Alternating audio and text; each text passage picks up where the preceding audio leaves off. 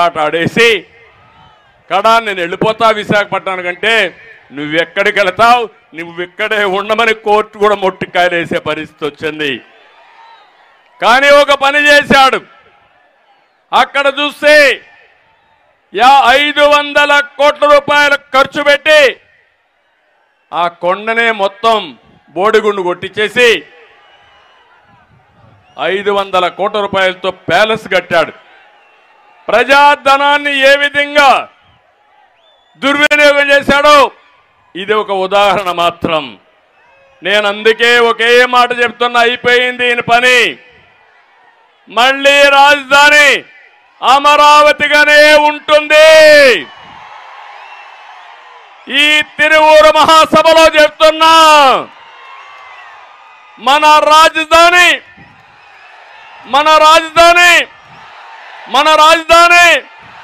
మీరు గర్వంగా చెప్పుకునే రోజు తొందరలోనే ఉంటుందని మీ అందరికీ హామీ ఇస్తున్నా. ఒకప్పుడు దేవతల రాజధాని అమరావతి, 5 కోట్ల ప్రజా రాజధాని మన అమరావతి. అది జరుగుతుందని చెప్పి కూడా నేను మీకు తెలియజేస్తున్నా. ఇంకో పక్క యువత, మా తమ్ముళ్ళు, ఎక్కడ పోయినా మా తమ్ముళ్ళు, చాలా తమ్ముళ్ళు, మహిళలు కూడా, యువతకు సంబంధించిన అందరూ పెద్ద ఎత్తున వస్తున్నారు. మీరు ప్రధాన బాధితులు. ఈ ముఖ్యమంత్రి చేతిలో జాబ్ క్యాలెండర్ వచ్చిందా అని మిమ్మల్ని అడుగుతున్నా. డిఎస్సీ పెట్టాడా అని మిమ్మల్ని అడుగుతున్నా. పెట్టే ఆలోచన ఉందా అని అడుగుతున్నా.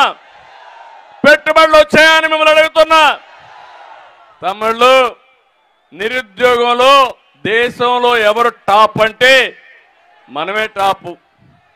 మొన్నే అనౌన్స్ చేశారు, 24% 15 సంవత్సరాల పైబడిన వాళ్ళు నిరుద్యోగులుగా ఉండే ఏకైక రాష్ట్రం మందే. ఉద్యోగాలు రావాలంటే పెట్టుబడులు రావాలి. పెట్టుబడులు వస్తున్నాయని మిమ్మల్ని అడుగుతున్నా. కాదు, జగన్మోహన్ రెడ్డి మాఫియాని తెస్తున్నాడు. ఇక్కడే విజయవాడలో ఎస్సీఎల్ ఉంది, ఐటీ కంపెనీ. ఆయన మన రాష్ట్రానికి వస్తే నేను స్వయంగా ఆయన నా కారులో తీసుకుని ఎయిర్పోర్ట్కి వెళ్ళి ఆయనకి సెండ్ ఆఫ్ ఇచ్చాను. దాంతో ఆయన ఆలోచించాడు, ఈ రాష్ట్రంలో పెట్టుబడులు పెట్టాలని, కొన్ని వేల మందికి ఉద్యోగాలు వచ్చే విధంగా ఎస్సీఎల్ కంపెనీని తీసుకొచ్చాం. హైదరాబాద్లో మైక్రోసాఫ్ట్ వచ్చినా, లేకపోతే అనేక ఐటీ కంపెనీలు వచ్చినా దాని వెనకాల నా కృషి ఉంది.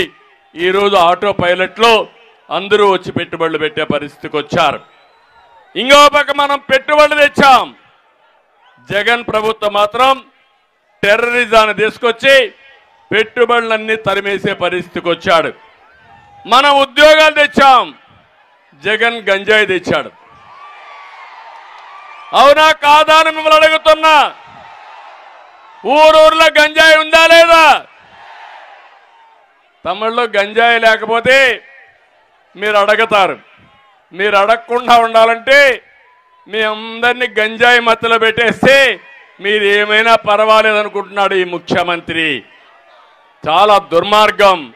ఆ గంజాయి తప్పని నేను అడిగితే, తెలుగుదేశం పార్టీ అడిగితే, తెలుగుదేశం పార్టీ పైన దాడి చేసిన నీచులు ఈ వైఎస్ఆర్ కాంగ్రెస్ పార్టీ అని చెప్పి కూడా నేను మీకు తెలియజేస్తున్నా.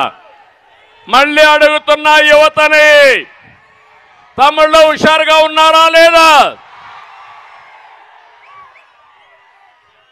సైకిల్ ఎక్కండి. తెలుగుదేశం జనసేన జెండాలు పట్టుకోండి. ఊరు వెళ్ళండి. ప్రజల్ని చైతన్యవంతులు చేయండి. మీ భవిష్యత్తుకు భరోసా నాదని మరొకసారి హామీ ఇస్తున్నా. సిద్ధమా అని మిమ్మల్ని అడుగుతున్నా. 100 రోజులు ఇంకా తగ్గింది. 3 నెలలు, రోజుకు 4-5 గంటలు మీరు పనిచేయండి. మీ భవిష్యత్తు బంగారు భవిష్యత్తు చేసే బాధ్యత మన యువతని ప్రపంచంలోనే నెంబర్ 1 గా తయారు చేసే బాధ్యత మాదని మరొకసారి హామీ ఇస్తున్నా. సిద్ధమా యువత అని అడుగుతున్నా. జాతికి పెద్ద ఆస్తి యువత. ఆ యువత కన్నెర్ర చేస్తే ఎవడూ బాగుపడడు. ఈ సైకో జగన్ అనుకుంటున్నాడు నేనేదో దొంగ ఓట్లు చేర్పిస్తా, రౌడీజం చేస్తా, డబ్బులు ఖర్చు పెడతా, ఎవడు కూడా ఏం చేయరు, మళ్ళా గెలుస్తాననుకుంటున్నాడు. కానీ నీ ఆటలు సాగవని గట్టిగా చెప్పాల్సిందిగా యువతను కోరుతున్నా. గట్టిగా చప్పట్లు కూడా చెప్పాలి. తమ్ముళ్ళు, ఈరోజు నేను ఒకటి అడుగుతున్నా మిమ్మల్ని. 5 సంవత్సరాల్లో మీ జీవితాలు బాగుపడ్డాయా? ఏమమ్మా మీ కుటుంబాలు బాగుపడ్డాయని అడుగుతున్నా. ఒకటి కాదు, పన్నులు బాధుడే బాధుడు. మేము పెద్ద ఎత్తున ఉద్యమం చేశాం బాధుడే బాధుడు పైన. అది అయిన తర్వాత ఇదేం కర్మ మన రాష్ట్రానికి